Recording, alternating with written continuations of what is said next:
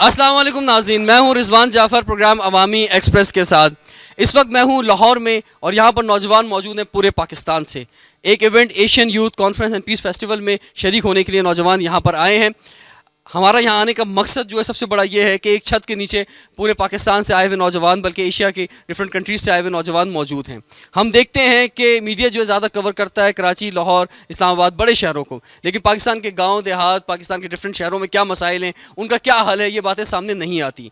पाकिस्तान भर में लोग जो हमें आज देख रहे हैं उनके लिए भी ये प्रोग्राम अहम होगा कि आप जान सकेंगे कि पाकिस्तान के मुख्तलिफ शहरों में नौजवान किस तरह से रह रहे हैं, पाकिस्तान के बारे में उनका क्या विजन है, वो क्या सोच रहे हैं।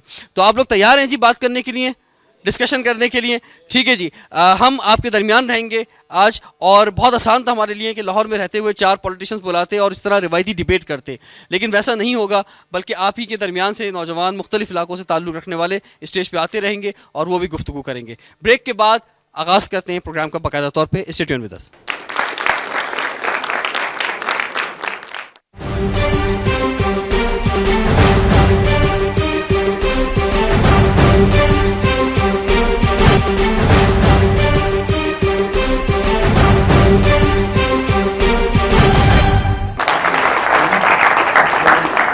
Welcome back to Awami express.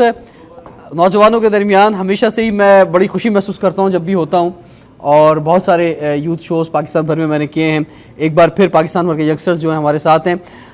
4 जो गेस्ट हमारे साथ स्टेज पर, इनका मैं तारुफ कराना चाहूँगा। हमारे साथ पहले हैं मोहम्मद शहजाद खान, एग्जीक्यूटिव डायरेक्टर हैं CDA के। सर ये CDA बताएंगे क्या है? चांदन डेवलपमेंट एसोसिएशन। अच्छा, शहजाद के लिए क्लैपिंग कर दें जी। और शहजाद का ताल्लुक़ जो है बावलपुर से है और पूरे पाकिस्तान में घूमते फिरते हैं, काम करते हैं। हमारे साथ हैं ज़ोया इसहाक, आप एग्जीक्यूटिव डायरेक्टर हैं, किस ऑर्गेनाइजेशन से हैं आप? मैं बेसिकली एग्जीक्यूटिव कोऑर्डिनेटर हूँ Asian youth conference and peace festival की। अच्छा, चलिए, आपको वेलकम कहते हैं प्रोग्राम में। लाहौर से आपका ताल्लुक़ है। हमारे साथ हैं बशीर अहमद साहब, आपका ताल्लुक़ वज़ीरिस्तान फाटा से है, वेलकम कर दीजिए इन्हें भी। और हमारे साथ हैं रज़ा रफजानी, आपका ताल्लुक़ कराची से है, इनको भी वेलकम कह दीजिए जी। सबसे पहले बशीर आपसे स्टार्ट करते हैं। वज़ीरिस्तान का नाम जहन में आते हुए, फाटा का नाम जहन में आते हुए, और आपकी ड्रेसिंग जिस तरह से आपने की हुई है और जितने माशाल्लाह से खूबसूरत स्मार्ट आप हैं, तो ये कुछ मुतज़ाद इमेज आता है कि वहाँ पे जो लोग रहते हैं, आप कुछ उनके बारे में बताएं। क्या तालीम है, क्या विज़न है, क्या सोचते हैं? वज़ीरिस्तान की बात हो रही है तो पहले तारीख़ के हवाले से मैं बात करता हूँ कि तारीख़ से हमारा क्या वास्ता है, हमारा पास्ट कैसे रहा है, प्रेजेंट में हमारा किरदार क्या है और मुस्तक़बिल में लोगों के एक्सपेक्टेशन क्या है हमसे। आफ्टर 1600 सदी के बाद से लेकर 1947 तक ये लोग जो है मतलब लड़ते झगड़ते आ रहे हैं अपनी आज़ादी और ख़ुद मुख्तारी के लिए।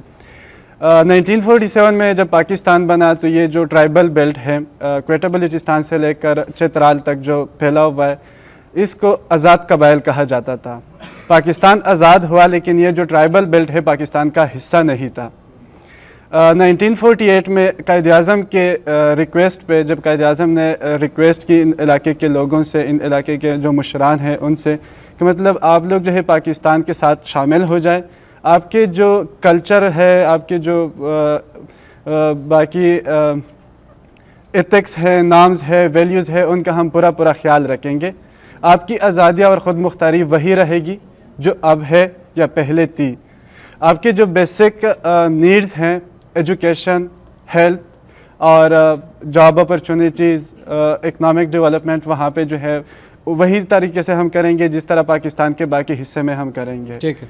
कायद-ए-आज़म के रिक्वेस्ट पे ये 1948 में ट्राइबल बेल्ट जो है पाकिस्तान का हिस्सा बना, लेकिन इसको हम बदकिस्मती कह दें अपनी के कायद-ए-आज़म के इंतकाल के बाद मतलब ये इलाका इग्नोर रहा और अभी तक इग्नोर्ड है। लोगों काफ़ी शिकवे शिकायत है हमसे, मतलब करंटली जो सिचुएशन चल रही है, क्रॉस बॉर्डर जो सिचुएशन चल रही है या इनसाइड पाकिस्तान जो सिचुएशन चल रही है, जब भी कुछ होता है तो मतलब सबसे पहले बयान आ जाता है कि वज़ीरिस्तान के लोग इसमें शामिल हैं। वो वजह हैं क्योंकि मीडिया का भी इसमें काफ़ी बड़ा रोल है। हमें भी काफ़ी शिकायत हैं, शिकवे हैं क्या पाकिस्तान शिकवे क्या हैं, आपके शिकवे क्या हैं, ये बताएंगे जरा। इस वक्त पंजाब में current- बेटे हैं, माजी की तरफ नहीं जाए, अभी के शिकवे पंजाब में बेटे हैं। पंजाब से हम शुरू करते हैं। पंजाब हमेशा कहता है कि हम बड़े भाई का किरदार अदा करते हैं, लेकिन हमारे जितने भी थिंक टैंक्स हैं, पॉलिसी मेकर्स हैं, मतलब मोस्टली या तो वो सिंध से बिलोंग करते हैं या पंजाब से बिलोंग करते हैं, अब तक 1947 से लेकर 2011 तक इन्होंने कोई ख़ास वहाँ पे जो है काम नहीं किया, कोई स्पेसिफिक पॉलिसी नहीं बनाई। मतलब अभी जरदारी ने जो है 18th अमेंडमेंट जब पेश किया, लेकिन उस पर अमल नहीं हुआ है। मतलब 40 FCR कानून जो अंग्रेज़ ने बनाया था अभी तक वहाँ पे चल रहा है।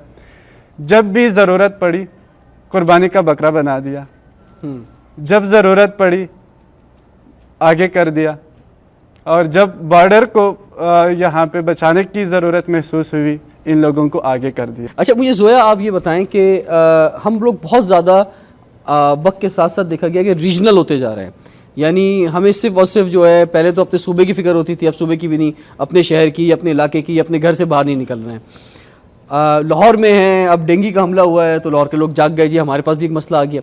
लेकिन जो पाकिस्तान में से आपके बराबर में ही आपके दोस्त ये बैठे हैं और फाटा में ये मसाइल हैं, इसी तरह से इस प्रोग्राम में अब आगे देखेंगे हम बलूचिस्तान के और गिलगित से भी लोग यहाँ पर आए हैं, उनको बुलाएंगे। इसके अलावा मुल्तान से या भावलपुर से लोग भी यहाँ पर आएंगे।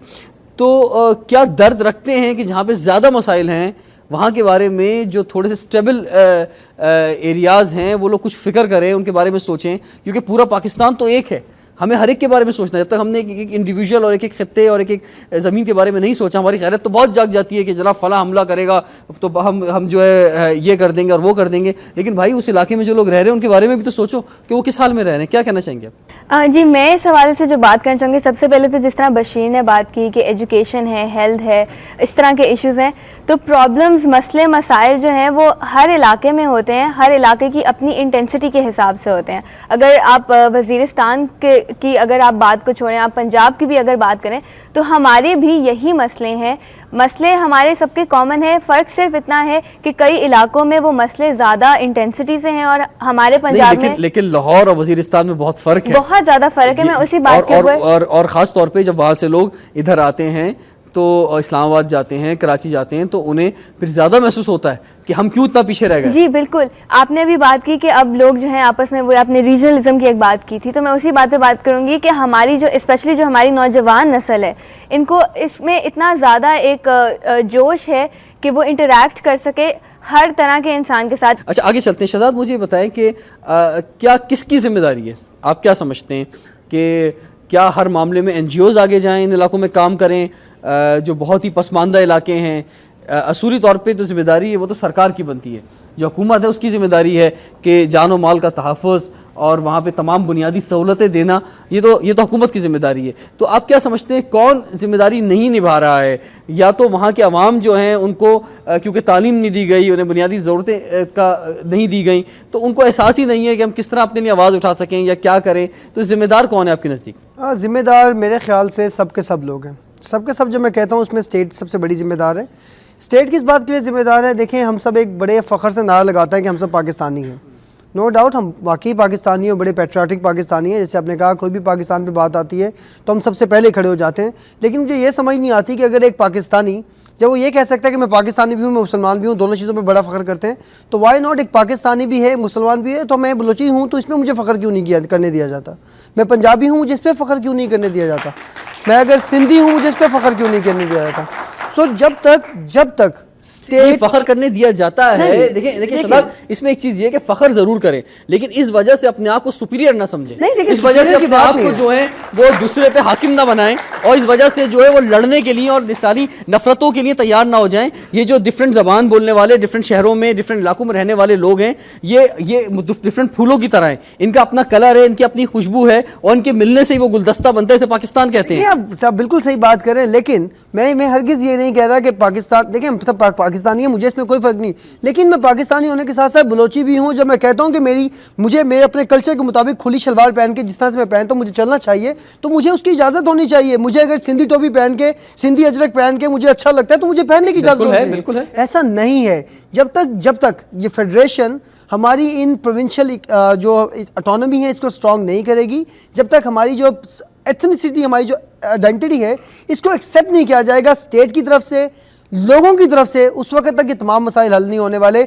इसके लिए बेहतरीन चीज़ें ये होंगी कि भाई देखें, अगर हम एक जगह पे बैठ के खाते हैं, जैसे हमने गुलदस्ते की जिक्र किया, तो एक गुलदस्ता अगर इकट्ठा है, उस गुलदस्ते में इकट्ठे होने के बावजूद अगर हम एक दूसरे को एक्सेप्ट नहीं करेंगे, अगर हम ये कहना शुरू कर दें कि क्योंकि पंजाब सबसे बड़ा सूबा है इसलिए पंजाब की ही हुक्मरानी होनी चाहिए, ये हम कहना शुरू कर दें कि जी बलोचिस्तान में अगर पश्तून या बलोच दोनों रहते हैं तो उसमें यही दो, तो भाई हज़ारा कहाँ जाते हैं, मुझे ये बताइए, सराइकी अगर है वो कहाँ जाएँ।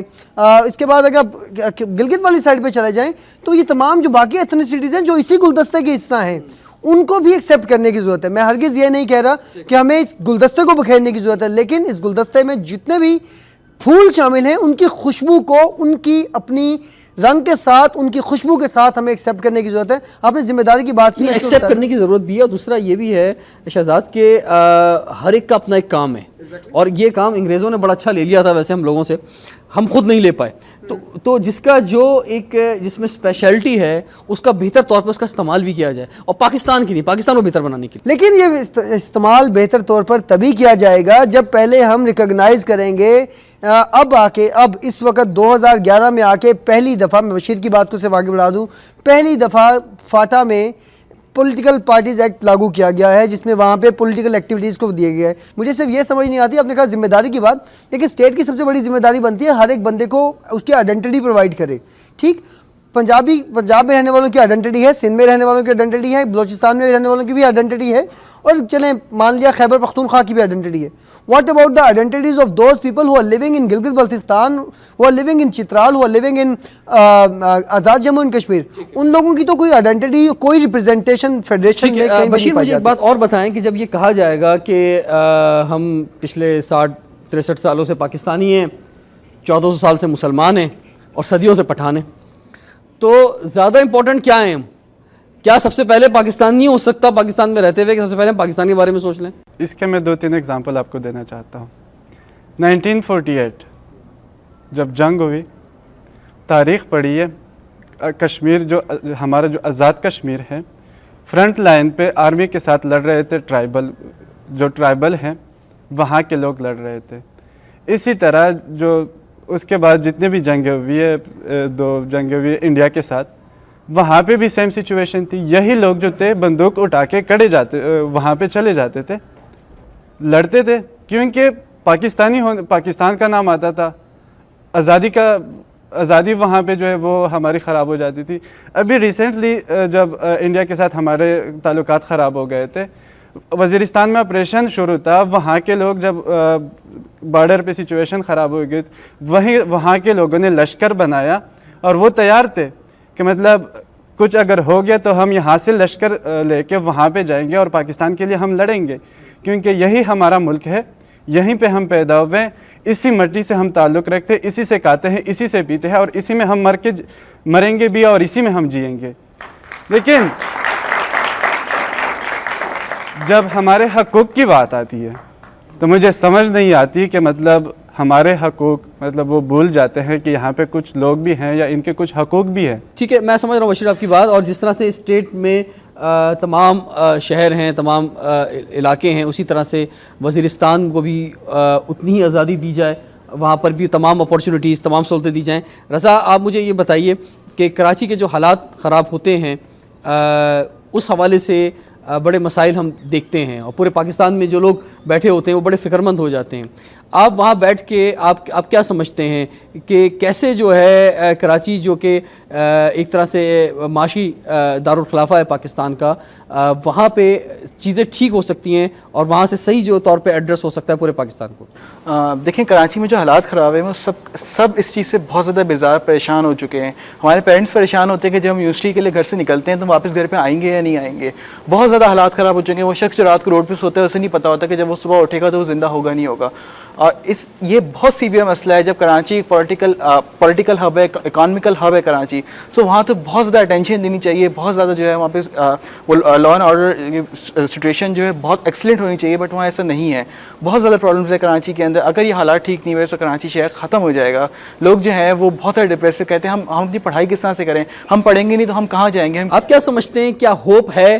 क्योंकि एक सीज़न आता है, एक लहर आती है कराची में और फिर उसके बाद सब कुछ ठीक हो जाता है, सारा कारोबार चलना शुरू हो जाता है, फिर ये मौसम की तरह जो है जो हालात ख़राब होते हैं। नौजवान क्या कराची के नौजवान क्या होप रखते हैं कि जनाब ये ठीक हो जाएंगे सब कुछ? देखें, हम पाकिस्तानी कौम माशाल्लाह बहुत बहादुर कौम है और हम बहुत ज़्यादा होप रखते हैं। जब हमारे मुल्क में सैलाब आते हैं हम कहते हैं हमारे हुक्मरान तो बाहर जाके जो है वो एड लेते हैं, लेकिन हम बाहर नहीं जाते हैं, हम अपने घरों में से चीज़ें निकालते हैं। ऑफिस लोगों सिग्नल पर खड़े होकर जब हम पैसे निकलवाते हैं तो हम कहते हैं नहीं, हम खुद ये चीज़ें करेंगे। हम बहुत सारे चैलेंजेस से हम निपटते हैं, लेकिन हम उस वक्त निपट सकते हैं जब हमारी अपनी खुद की जान सेफ़ हो, तो हम जाके बहुत सारे काम कर सकते हैं। लेकिन अगर हमारी खुद की जान सेफ़ नहीं होगी तो हम कुछ नहीं कर सकते। मैं आपको छोटी एग्जाम्पल दूँ, जब लास्ट ईयर जब सैलाब आया था तो हमने रोड पर खड़े होकर हमने 1.2 लाख रुपीज़ जमा किए थे विदिन 6 डेज़। इस दफ़ा जब सैलाब आया था तो वी वर हेल्पलेस, हम रोड्स पे नहीं खड़े हो सके। इसके बाद हमने जो है वो ज़कात के पैसों से 65,000 रुपीज़ हमने जमा किए।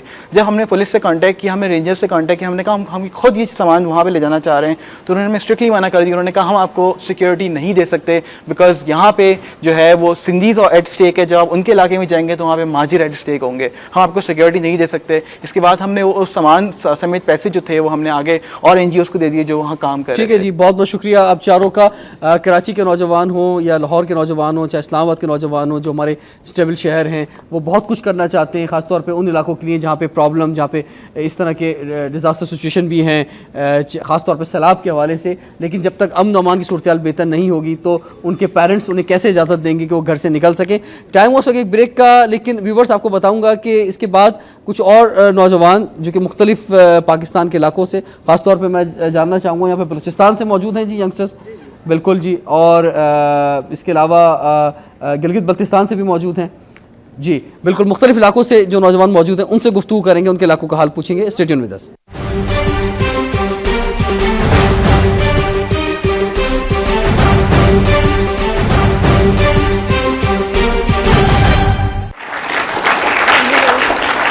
Welcome back to Awami express. 4 और नौजवान हमारे दरमियान हैं। पहले तारुफ कराता हूँ। सबसे पहले हमारे साथ हैं मरियम इसहाक, लम्स में आप पढ़ रही हैं, मास्टर्स कर रही हैं इकनॉमिक्स में, आपको वेलकम कहते हैं। Thank you. क्लैपिंग कर दीजिए इनके लिए। हमारे साथ हैं कैसर रोंजा, आपका ताल्लुक लसबेला बलोचिस्तान से, क्या कर रहे हैं वहाँ पे आप? मैं एक ग्लोबल चेंज मेकर हूँ ब्रिटिश काउंसिल की तरफ से। इसके साथ साथ मैं नेशनल फोकल पॉइंट हूँ YPR का और बहुत सारी एक्टिविटीज़ चल बहुत रही हैं। एक्टिव यूथ एक्टिविस्ट हैं ये। और हमारे साथ हैं सलमान पारस, और आपका ताल्लुक गिलगित बल्तिस्तान में।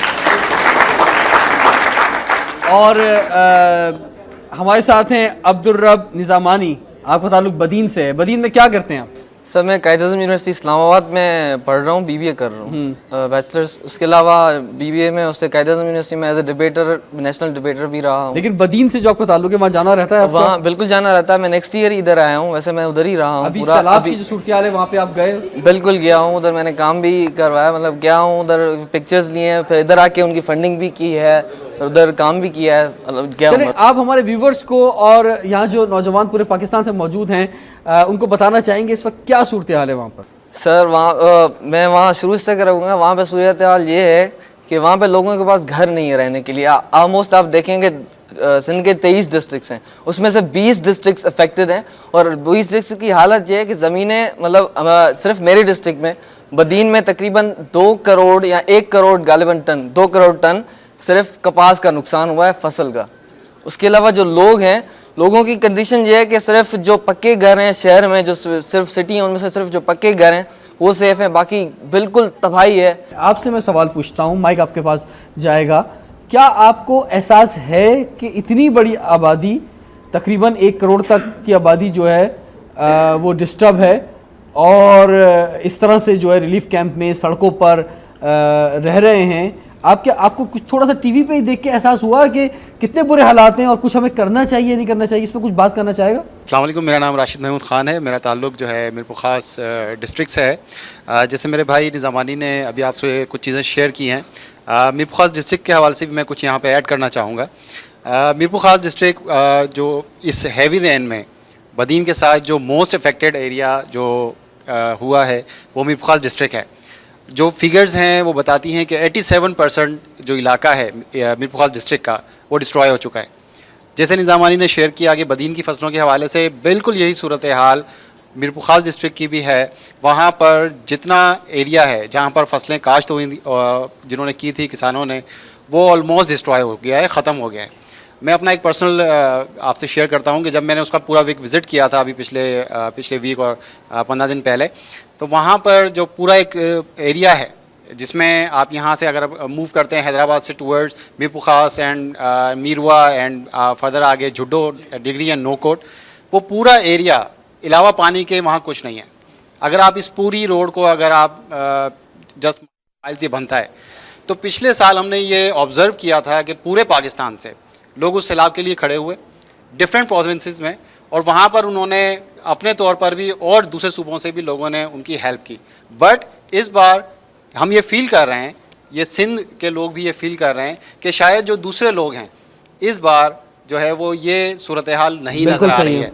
अगर हम इस्लामाबाद की बात है करें, कि एक तो मीडिया भी थोड़ा लेट पहुंचा, फिर जो पॉलिटिकल पार्टीज़ हैं, इवन हुकूमत भी लेट पहुंची। अंदाज़ा भी नहीं था कि बारिशें इतनी तबाही जो फैला देंगी, और उसके बाद जो है अब रिलीफ का काम भी बहुत लेट हो चुका है और पाकिस्तानी जो जाग नहीं रहे। आपका ताल्लुक तो मीरपुर खास से है, इसलिए आपने ये बता दिया, लेकिन मेरा जो सवाल था उन दोस्तों से कि जो उन इलाकों से नहीं है, आप उन्हें पीछे माइक देंगे जी।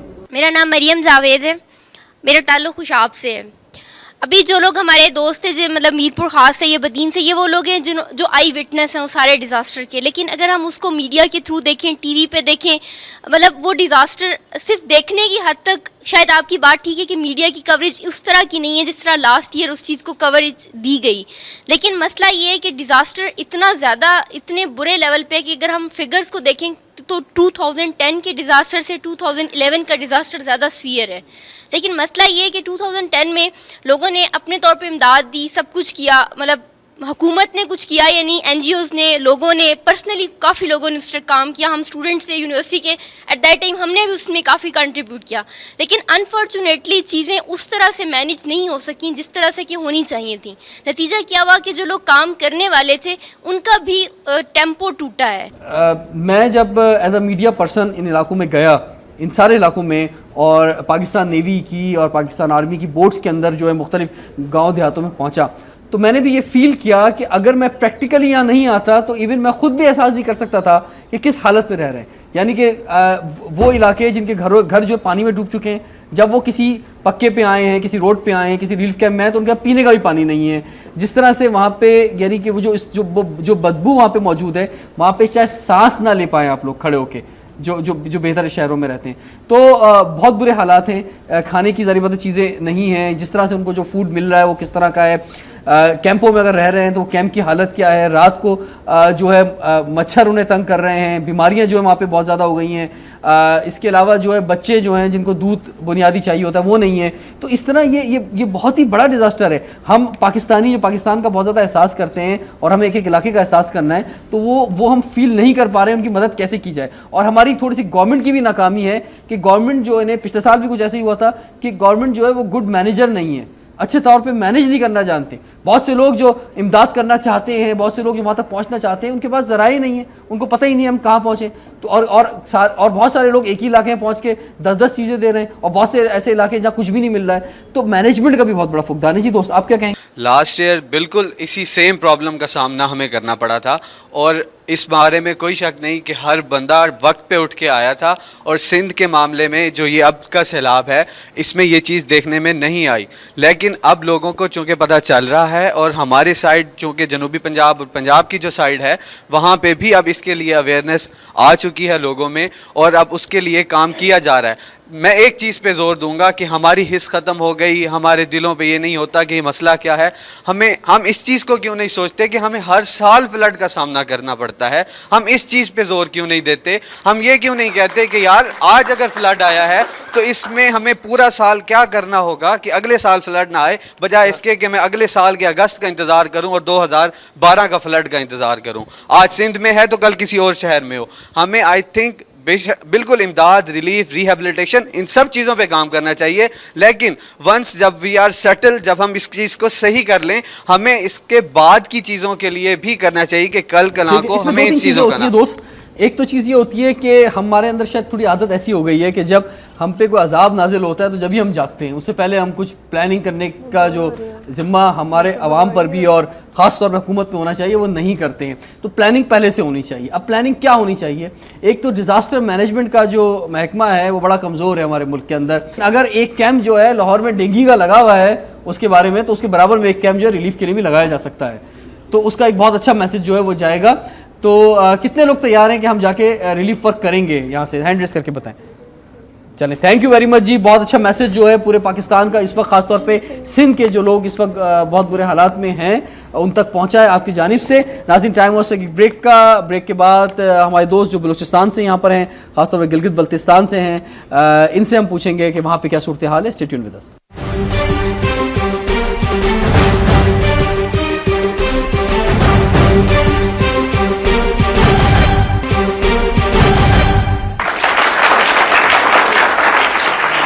Welcome back to Awami express.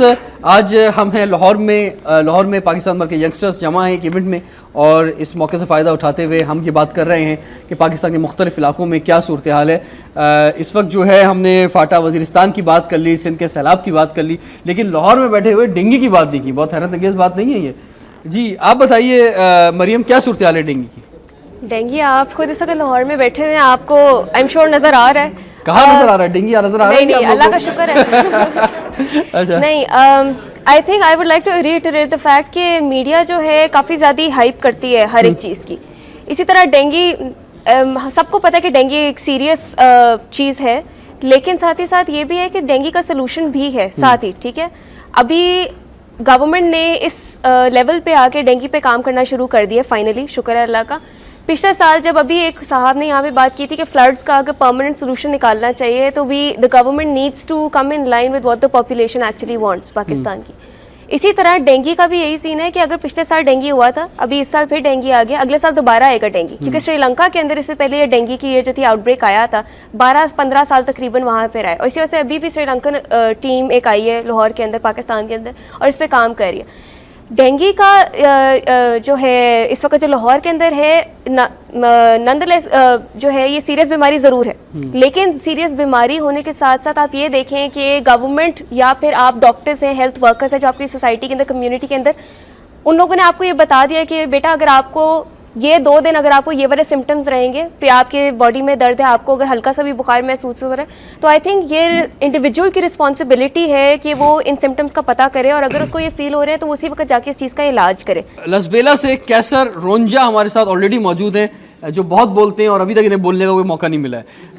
जी क्या मसाइल है बलूचिस्तान के, क्या बताना चाहेंगे पूरे पाकिस्तान को आप? बलूचिस्तान के अगर मैं इशू की बात करूँ तो वहाँ बेशुमार मसाइल हैं, कोई एक मसला होता तो उस पर हम डिस्कस करते, लेकिन जो मैं मसला अभी देख रहा हूँ वो यूथ जो है उनको इंगेज करना, उनके लिए जो एक एजुकेशनल इंस्टीट्यूशंस का होना वो बहुत ज़्यादा ज़रूरी है। आप अगर बात करें पूरे बलूचिस्तान की तो आप पूरे बलूचिस्तान में एक ही आपको बोर्ड मिलेगा एजुकेशन का जो मैट्रिक और इंटरमीडिएट को हैंडल कर रहा होता है। इतने बड़े सूबे में जो आपकी कंट्री का अबाउट 40% है, उस पे इतने दूर इलाके के, एक इलाके से दूसरे इलाके तक पहुंचने में, एक पार्ट से दूसरे पार्ट में आपको पूरे 2 दिन लग जाते हैं। तो एक तो एजुकेशनल हवाले से बहुत ज़्यादा मसाइल हैं। एक ये उसकी वजह ये भी है कि आबादी कम है, लेकिन जो इलाका है वो बहुत ज़्यादा मतलब बड़ा है और इतने लोगों को रसद नहीं होती। अच्छा चलें थोड़ा खुल के बात कर लेते हैं। वैसे भी आजकल बड़े इंकशाफात आपको पता है होते हैं। बलूचिस्तान के कुछ दोस्त यहाँ भी बैठे हुए हैं। मुझे ये बताएं कि मैंने भी ये बात देखी है कि जब मैं बलूचिस्तान के मुख्तलिफ़ इलाकों में गया प्रोग्राम्स करने, तो वहाँ पे मैंने पाकिस्तान के ख़िलाफ़ चॉकिंग भी देखी और पाकिस्तान के ख़िलाफ़ नारे लगते हुए भी देखे। तो ये बहुत अफसोस हुआ मुझे ये चीज़ें देखकर। मुझे याद है पिछले साल के गवादर में वो कि हम एक रोड से गुज़र रहे थे, तो समंदर के किनारे नौजवान जो हैं वो डिफरेंट गेम्स, क्योंकि गेम्स वहाँ पे फुटबॉल और बास्केटबॉल बहुत खेला जाता है, वो खेल रहे थे। तकरीबन 200 के करीब यंगस्टर्स थे, तो मैं उनके दरमियान उतर गया। मैंने कहा नहीं, इनसे जाके व्यूज़ लेता हूँ, जनरल पब्लिक है यहाँ की। तो वहाँ भी मेरा एक्सपीरियंस ये रहा कि कोई मैंने बहुत अच्छे अल्फाज में पाकिस्तान के बारे से बात नहीं सुनी। तो क्या वजह है? वजूहात जो हैं वो बेशुमार हैं, मैं सब वजूहात को यहाँ बयान नहीं कर सकता। लेकिन क्या इतनी बड़ी वजूहात हैं कि जिसकी वजह से आप अपने मुल्क को ही बुरा कहना शुरू कर दें, और ख़ास तौर पे जो डिफरेंट एजेंसीज़ और दुनिया भर के लोग बलूचिस्तान में, जैसे कि हमें पता है कि इंडिया से बहुत ज़्यादा लोग वहाँ पे मौजूद हैं या और दुनिया भर से लोग वहाँ पे आ रहे हैं और उनकी साजिश है बलूचिस्तान को अलग करने की या एक अलग स्टेट बनाने की, तो उसमें हमारे अपने लोग भी उनके जो हैं आलाकार बन जाएँ। देखिए रिजवान भाई, वजूहात तो बेशुमार हैं। लाजमी जिस बंदे का कुछ रिएक्शन होता है तो उससे पहले उसके साथ कुछ इस तरह की मतलब एक्शन हुआ होता है जो उसका रिएक्शन होता है। अभी मैं अगर जो कहना शुरू करूं तो शायद ये मेरे लिए या मेरे अड़ोस पड़ोस के जो लोग हैं उनके लिए इतना हेडलाइन तो सुना दें, कोई ब्रेकिंग न्यूज़ तो सुना दें। ब्रेकिंग न्यूज़ मैं उस मूड में या उस पोजीशन में नहीं हूं कि मैं ब्रेकिंग न्यूज़ सुना सकूं। मसाइल बेशुमार हैं, मसाइल बेशुमार हैं। लेकिन चले, मुझे लगता है कि ये बलूचिस्तान के अगले वजीर आला तो होंगे, अच्छा पॉलिटिशियन हैं ये। जी भाई आप बताइए, बलूचिस्तान के और दोस्त जो बैठे हुए, जी प्लीज़। खालिद मीर, जाफराबाद बलूचिस्तान से ताल्लुक़ है। जो आप मसला बयान कर रहे हैं बिल्कुल सही आपने देखा है कि वहाँ पाकिस्तान के ख़िलाफ़ नारे लिखे होते हैं। इवन वहाँ के पुलिस स्टेशन और TMA ऑफिस में पाकिस्तान का झंडा तक नहीं लगता। ये सूरत हाल है और उसके पीछे वजूहात हैं कि इतने जुल्म हुए हैं इसके बैक में। आज भी हमें हर दूसरे तीसरे रोज़ नौजवानों की मस्तशुदा लाशें मिलती हैं। इसका रिएक्शन ज़रूर ऐसा होगा। अब इसके पीछे शायद कि पाकिस्तान की आर्मी का हाथ नहीं है, शायद हो भी सही, लेकिन जो नाम ज़ाहिर होता है वहाँ के सरेआम पाकिस्तान की आर्मी में लोग आते हैं, नौजवान को उठाते हैं, 3 दिन बाद मस्तशुदा लाश फेंक के जाते हैं, तो इसका रिएक्शन लाजमन ऐसा होगा। अब अगर कोई मेरे घर में घुस कर मेरे भाई को कत्ल करके फेंकेगा, मैं उसके लिए गीत नहीं गाऊंगा, मैं उसको सहरा नहीं पहनाऊंगा। जी, बलूचिस्तान के और दोस्त बैठे हुए, इनको माइक देंगे आप ज़रा। मेरा नाम हसन सादिक है और मैं कोयटा से ताल्लुक़ है। बेसिकली तौर पे आपने बात की डेवलपमेंट की, तो अगर आप बात करते हैं डेवलपमेंट की, तो इस समय थोड़ा सा आपसे एग्री नहीं करूंगा, इस वजह से कि डेवलपमेंट में सबसे बड़ी बात आती है आपके एजुकेशन की। आपके पूरे बलूचिस्तान में एक मेडिकल कॉलेज है, आपके पूरे बलूचिस्तान में सिर्फ एक इंजीनियरिंग यूनिवर्सिटी है। तो अगर आप इस हिसाब से देखें तो डेवलपमेंट ज़ीरो होगी। 80 लाख लोगों के लिए जो पाकिस्तान का 43% बनता है, उसके लिए सिर्फ एक मेडिकल कॉलेज और एक इंजीनियरिंग यूनिवर्सिटी है। तो आप इससे क्या अंदाज़ा लगा सकते हैं। और जहाँ पे हमारे भाई ने आपने बात की कि पंजाबियों को मारा जाता है या जिस तरह भी किया जाता है, I am from Azad Jammu Kashmir but I M living in Balochistan from last 40 years. मैंने तो ऐसा कुछ नहीं देखा। मेरी सारी एजुकेशन बलूचिस्तान में कंप्लीट हुई। मुझे जहाँ तक बलूचिस्तान के बारे में इंफॉर्मेशन है वो ये है कि बलूचों के साथ गलत हो रहा है तब वो उठे हैं। I am not Baloch but I am saying that the things which are happening with Baloch it is totally wrong. ठीक है, अच्छा दोस्त मुझे आप बताएं, इनको माइक दें ज़रा, कि बलूचिस्तान में जो मसाइल हैं वो अपनी जगह पर हैं और यकीनी तौर पे पाकिस्तानी मुख्तलिफ शहरों से जो नौजवान यहाँ मौजूद हैं, आपकी भी कुछ ना कुछ शोबों में एजुकेशन में इजाफा हो रहा होगा कि पाकिस्तान के मुख्तलिफ इलाकों में यंगस्टर्स जो हैं वो किस तरह से सोचते हैं और वो अपने इलाके के जो मसाइल उनको किस तरह से उजागर कर रहे हैं। आप मुझे बताएं कि ये जो प्रॉब्लम्स हैं बलूचिस्तान में, आप कह रहे हैं कि जनाब बलूचिस्तान में कभी भी एहसास नहीं रखा गया, कभी ख्याल नहीं रखा गया। यकीनी तौर पर बलूचिस्तान में कोई वो सूरत हाल तो नहीं है कि उनकी रिप्रेजेंटेशन जो है सेनेट में ना हो या कौमी असम्बली में ना हो, नुमाइंदे बनते हैं। बलूचिस्तान में तो सारे लोग वजीर बन जाते हैं जितने भी आते हैं। तो अब ये बताएं कि इसका मतलब अवाम जिम्मेदार है वहाँ पे, अगर वहाँ डेवलपमेंट नहीं हुई है, वहाँ पे सिर्फ और सिर्फ तालीमी इदारे नहीं बन पाए हैं या हेल्थ के मराकज़ नहीं बन पाए हैं या वहाँ पे तरक्की या रोज़गार नहीं हो पाया है, वहाँ पे दहशतगर्दी ख़त्म नहीं हो पाई है, या जो जिस तरह से वहाँ पे आप वोट देते हैं, जिस तरह के कौमी नुमाइंदे वहाँ पर आते हैं, वो जिम्मेदार है। अस्सलाम वालेकुम, मेरा नाम मोहसिन अमान है, मेरा ताल्लुक़ डिस्ट्रिक्ट पंजगुर बलूचिस्तान से। जहाँ तक आपने बात की बलूचिस्तान के मसाइल के हवाले से, आई थिंक बलूचिस्तान के मसाइल बहुत हैं और बलूचों को सब आप जितने भी इदारे हैं पाकिस्तान के उन सब से शिकवा है, चाहे सहाफ़त हो, चाहे उसमें तालीम का हो, चाहे उसमें बिजली के मसाइल हो, चाहे गैस हो, सब में। क्योंकि अगर आपको बेहतर मालूम है गैस 1953 से बलूचिस्तान से निकल रहा है, लेकिन अभी तक बलूचिस्तान सिर्फ कोयटा और 1-2 डिस्ट्रिक्ट के अलावा किसी और डिस्ट्रिक्ट में नहीं। इसका वजह क्या है? इसके अलावा कोई सियालकोट में कोई एक छोटा सा वाक़या होता है तो आप उसको ठीक ठाक कवरेज देते रहते हो अपने TV चैनल में। मतलब 2 बंदे कत्ल हुए सियालकोट में, अभी तक 1 साल से मुतवातर आप लोग इसको हाईलाइट कर रहे हो, लेकिन बलूचिस्तान से मुसलसल लाशें गिर रही हैं। आप उनके हवाले से क्यों एक प्रोग्राम नहीं चलाते? रोज़ाना हर घर से मेरे अपने 1-2 कज़न अभी तक अगवा हो चुके हैं। आपको पता नहीं है, लेकिन मुझे दर्द मालूम। तो इस हवाले से मैं पाकिस्तान से किस तरह मोहब्बत करूँगा?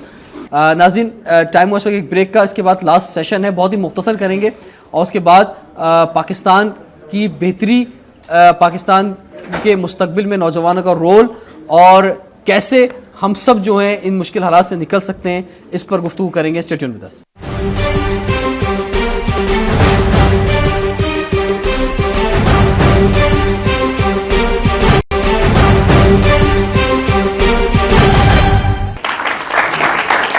Welcome back to Awami express programme के लास्ट सेशन के साथ। आज बड़ी ज़बरदस्त डिस्कशन हुई है। पाकिस्तान के मुख्तलिफ इलाकों से आए हुए नौजवानों ने अपने अपने एरियाज़ के इशूज़ हमें बताए हैं, सॉल्यूशन भी बताए हैं, कुछ खुल के भी बात की है नौजवानों ने। 4 और यंगस्टर्स हमारे साथ हैं, मैं इनका तारुफ कराना चाहूँगा। सबसे पहले हमारे साथ इस्लामाबाद से हैं सादिया शाहिद, आपको वेलकम कहते हैं जी। Thank you. भाई ज़बरदस्त क्लैपिंग करें, ज़रा एनर्जी नौजवानों की नजर आनी चाहिए। हमारे साथ हैं मुल्तान से जैन बलोच। जैन, क्या करते हैं आप? मैं इंजीनियरिंग का स्टूडेंट हूं और अपनी यूथ ऑर्गेनाइजेशन मुल्तान में। ठीक है, हमारे साथ हैं गिलगित बल्तिस्तान से सलमान पारस साहब। आप काफ़ी देर से यहाँ बैठे हैं, बात नहीं हो सकी आपसे, इसलिए अभी तक हमने आपको बोला कि नहीं जी यहाँ तशरीफ़ रखें हमारे साथ। और हमारे साथ हैं वकास मलिक पेशावर से, आपको वेलकम कहते हैं जी। अच्छा, मुझे ये बताएं, सबसे पहले मैं बात करूँगा जैन से। जैन, ये जो आप मुल्तान में रहते हैं, आप क्या समझते हैं कि जैसे सीज़न होते हैं ना हमारे यहाँ, सीज़न आते हैं, चाहे वो हुकूमत शुरू करे या कोई और शुरू करे, कि जनाब एक फुलझड़ी दे दी मीडिया को और आवाम को, सब उस पर लग गए, सारी खबरें भी उधर की, सारे टॉक शोज़ भी उस पर होने लग गए, और उसके बाद 15-20 दिन बाद, 1 महीने बाद हम उसको भूल गए। ठीक है, तो क्या ये सराइकी सूबे का जो मसला आया था, ये भी कुछ इसी तरह से था और होना कुछ नहीं है? मसला आया था नहीं, ये एक मसला है और इस पर अभी डिबेट हो रही है और बिल्कुल ये एक डिबेटेबल इशू भी है। जहाँ तक आपने बात की फुलझड़ी का, मीडिया और आवाम को इतना कमज़ोर नहीं होना चाहिए कि वो 15 दिन में एक इशू को उठाएं, 15 दिन उस पर चलाएं और आगे उसको चल दें। आई थिंक अगर एक इशू है तो उसको सीरियसली लेकर चलना चाहिए, उस पर डिबेट करनी चाहिए, उस पर स्टेक होल्डर्स की बात सुननी चाहिए, उस पर वहाँ की आवाम को बैठ के उनकी बात। आप क्या समझते हैं कि अगर मिसाल के तौर पर, क्योंकि 9 करोड़ की आबादी का ये सूबा पंजाब हो गया है और इसको जो है आगे जो है ज़्यादा बेहतर तौर पर एडमिनिस्ट्रेटिव वे पर इसको लेकर आया जाए, तो उसका नाम जनूबी पंजाब होना चाहिए या सराइकी के सूबे के हवाले से होना चाहिए? बिल्कुल, नाम में कुछ नहीं रखा, सिर्फ बात है हकूक़ की। अब इससे पहले बलूचिस्तान की बात कर रहे थे, उनकी भी एहसास महरूमी का शिकार थे, इसलिए वो मुल्क से अलहदगी की बात सोचने पर आज मजबूर हैं। सेम चीज़ सराइकी बेल्ट में भी पाई जाती है कि बजट की एलोकेशन जो होती है, चाहे वो डेवलपमेंट का हो चाहे वो हेल्थ का हो, वो अपर पंजाब के लोगों को ज़्यादा और जनूबी पंजाब और सराइकी पट्टी में कम दिया जाता है। तो यहाँ पे एहसास महरूमी की ही बात दोबारा आ जाती है। और जैसे मुख्तलिफ कॉलेजेस, यूनिवर्सिटियाँ, मेडिकल यूनिवर्सिटीज़, जिस तरह अपर पंजाब में हैं, उस तरह की तरक्की हमारे लेवल पे जो कि जनूबी पंजाब का और सराइकी सूबे की आवाज़ उठाई जा रही है। इसके साथ साथ हज़ारा सूबे की भी आवाज़ उठाई जा रही है। हज़ारा से कोई है यहाँ पे दोस्त? आप हैं, कोई बात करेंगे कुछ ज़रा जी? हज़ारा सूबे का क्या समझते हैं, आपके क्या आवाज़ है आपकी, क्या कहना चाहेंगे? देखिए जी, हर छोटे छोटे एरिया से अब इसकी अब आवाज़ आना शुरू हुई है। उसकी बेसिक वजह है कि आपने बलूचिस्तान के अंदर बात की, आपने खैबर पख्तूनख्वा के बारे में बात की, सिंध के अंदर भी 2-3 लोग ऐसे हैं जो बात करते हैं, पंजाब के अंदर बात करते हैं। हज़ारा का जहाँ तक ताल्लुक है, हज़ारा के लोग वो इसलिए कहते हैं कि हज़ारा और खैबर पख्तूनख्वा बेसिकली इन्होंने इसको इतना डिस्क्रिमिनेट कर दिया है हज़ारा के लोगों को कि वो अपने आप को थोड़ा सा वो डाउन महसूस करते हैं। आप खैबर पख्तूनख्वा के अंदर चले जाएँ, KP के अंदर, तो जो हज़ारा के लोग हैं ना, वो पहले आपसे पूछेंगे आप कहाँ से हैं? जी मैं एबटाबाद से हूँ, मानसरा से हूँ। अच्छा, आप बैठे जी साइड पे 2 मिनट। वो इतनी इंपॉर्टेंस ही देते जितने हम उधर के इलाके के लोगों को इंपॉर्टेंस देते। भी पाया जाता है। इसी तरह से हमारे दोस्त यहाँ पे भावलपुर से भी मौजूद हैं और इनका भी यही कहना है कि भावलपुर को अलग से सूबा बनाया जाए। हमारे पास टाइम कम है, इसलिए भावलपुर की आवाज़ आपकी तरफ से मैं उठा लेता हूँ कि चले जी, आपकी भी वॉइस है, वहाँ पे भी लोग कहते हैं। आगे बढ़ते हैं, हमारे साथ पेशावर से दोस्त हैं, आप क्या कहना चाहेंगे? वकास मलिक, पेशावर में क्या सूरत हाल है? पेशावर की बात तो छोड़े, वो तो दारुल-ए-खिलाफा है, उसमें तो इतनी मसले मसाइल नहीं है, जस्ट फॉर लोड शेडिंग है। लेकिन इर्द गिर्द के जो एजेंसीज़ हैं ना, वहाँ पे जो ऑपरेशन हो चुके हैं जमरोद में और मोमंद एजेंसी में, स्पेशली बाड़ा में, तो वहाँ के जो स्कूल हैं वो ऑलरेडी तबाह हो चुके हैं, टेररिज्म की वजह से तबाह हो चुके हैं। अभी तक हुकूमत उसमें उन्होंने कंस्ट्रक्शन ही शुरू नहीं की, तो हमारी पूरी एक नस्ल जा रही है, वही 19वीं सदी की तरफ जा रही है हमारी एक नस्ल। तो मैं ये रिक्वेस्ट करता हूँ। ठीक है जी, आपने बहुत ज़बरदस्त बात की पूरे खैबर पख्तूनख्वा के हवाले से। और हमारे साथ दोस्त हैं गिलगित बल्तिस्तान से। सॉरी मैं आखिर में आपको टाइम कम दे रहा हूँ, लेकिन क्या कहना चाहेंगे गिलगित बल्तिस्तान के हवाले से? गिलगित बल्तिस्तान मैं यही कहूँगा कि नाम ही काफ़ी है। देखने में पाकिस्तान से भी एक बड़ा नाम लगता है, लेकिन खोदा पहाड़ निकला चूहा वाली बात है। मतलब रियली हकीकत ये है। गिलगित बल्तिस्तान को शुरू से देखें आप, 1947 से 47 को जब पाकिस्तान आज़ाद हुआ, गिलगित ठीक है, माजी की तरफ नहीं जाते, लेकिन अभी बताएं कि अभी क्या मुतालबा है? बलूचिस्तान के हमारे फ्रेंड्स ने कहा कि हमारे पास मेडिकल एक कॉलेज है, इंजीनियरिंग कॉलेज है, जबकि गिलगित बल्तिस्तान में कोई मेडिकल कॉलेज नहीं है, कोई इंजीनियरिंग कॉलेज नहीं है। मुशर्रफ के दौर में 2002 में एक यूनिवर्सिटी बनी है, जिसका हमें थोड़ा कुछ फ़ायदा हो। अब मैं भी यहाँ पे इस स्टेज पे बैठा हूँ उसी यूनिवर्सिटी की वजह से बैठा हूँ। अगर यूनिवर्सिटी ना होती, उससे पहले लोगों के साथ क्या हुआ, मतलब ये इंतहाई नाइंसाफ़ी होती है। गिलगित बल्तिस्तान के रोड को देखें आप, 24 घंटे लगते हैं गिलगित बल्तिस्तान से। अभी जो वहाँ पे हुकूमत आई है, वज़ीर आला बना है, गवर्नर बना है, तो ये लोग काम कर रहे हैं क्या? काम कर रहे हैं। अब वहीं जो हमारे सर शहजाद ने बात की कि एक सेक्रेटरी चला रहा है गिलगित बल्तिस्तान को, तो वहाँ से ये है कि अब जो काम हो रहे हैं प्रैक्टिकली काम नहीं हो रहे हैं। अब बातों के हद तक जो काम हो रहे हैं उस पर तो यकीन नहीं दिला। ठीक है, आखिर में लास्ट वॉइस जो बहुत देर से नौजवान कहना चाहते हैं, उनकी बस हम बात सुनेंगे और फिर हम एंड करेंगे। जी प्लीज़। सर, मेरा नाम मोहम्मद रहमान मकबूल और मैं लाहौर से बिलोंग करता हूँ। मेरा एक क्वेश्चन भी है, सजेशन भी आपसे, कि जिस तरह हर यूथ ऑर्गेनाइजेशन में हर चीज़ पे फोकस किया जाता है, इस तरह ड्रोन हमले को भी इस एजेंडे में शामिल करना चाहिए कि कोई बाहर से आके हमारे मुल्क में ऐसे मतलब कि ड्रोन हमले करते हैं, लोगों को नुकसान होता है। तो उस चीज़ को सर लेके हमारी क्या व्यूज़ होनी चाहिए कि हमें इसको प्रोटेक्ट नहीं करना चाहिए?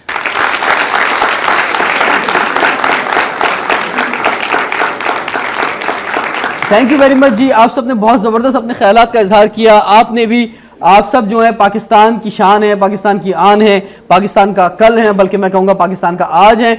मसाइल ज़रूर मौजूद हैं और यकीनी तौर पे हमसे पीछे जो लोग आते रहे उनकी नाकामी है, लेकिन अवाम ही है कि जिसने शायद वो इंपॉर्टेंट रोल अदा नहीं किया कि अवाम को भी रोल अदा करना चाहिए था। अब आप लोग बेहतर यूनिवर्सिटीज़ में पढ़ रहे हैं, मसाइल अपनी जगह मौजूद हैं, लेकिन आपसे उम्मीद की जाती है कि आप पाकिस्तान को बेहतर बनाएंगे और जो भी मसले आपने बताए हैं इनके हल की जानिब जाएंगे, और जो भी हल हम लेकर आएंगे वो देरपा होगा। उससे बेनिफिट जो है वो आगे नस्ल दर नस्ल जो है पाकिस्तान को मिलता रहेगा। पाकिस्तानी खुद मुख्तारी के हवाले से आपने बहुत सारे सवाल उठाए। यकीनी तौर पर पाकिस्तानी खुद मुख्तारी के हवाले से हमें आगे बढ़ना होगा और हमारी इज्जत दुनिया में उसी वक्त हो सकती है कि जब हम अंदरूनी तौर पे मुस्तहकम हो, अंदरूनी तौर पे मजबूत हो और हम आपस के इख्तलाफात को भुला के सिर्फ और सिर्फ पाकिस्तान के बारे में और कौमी मफाद के बारे में सोचें। अगर हम अपनी तर्ज अमल के अंदर, अपनी तर्ज ज़िंदगी के अंदर ये चीज़ लेकर आएंगे कि ज़ाती मफाद से ऊपर उठकर हम कौमी मफाद हमेशा सोचेंगे, तो यकीनी तौर पे मामलात बेहतर होते चले जाएंगे। हमें ख़ुद भी जवाबदेह होना है पूरी नेशन के आगे, हर इंडिविजुअल को, और ख़ास तौर पे हमारे हुक्मरानों को, सियासतदानों को, हमारी फ़ौज को, सबको। तो इसलिए अकाउंटेबिलिटी, ट्रांसपेरेंसी जो है वो बहुत ज़्यादा ज़रूरी है। आप भी अपने ख्यालात का इज़हार कीजिए। हमारा ईमेल एड्रेस है awami_express@waqtnews.tv। रिजवान जाफ़र को लाहौर से इजाज़त दीजिए। इंशाअल्लाह आपसे फिर मुलाकात होगी। अल्लाह हाफ़िज़।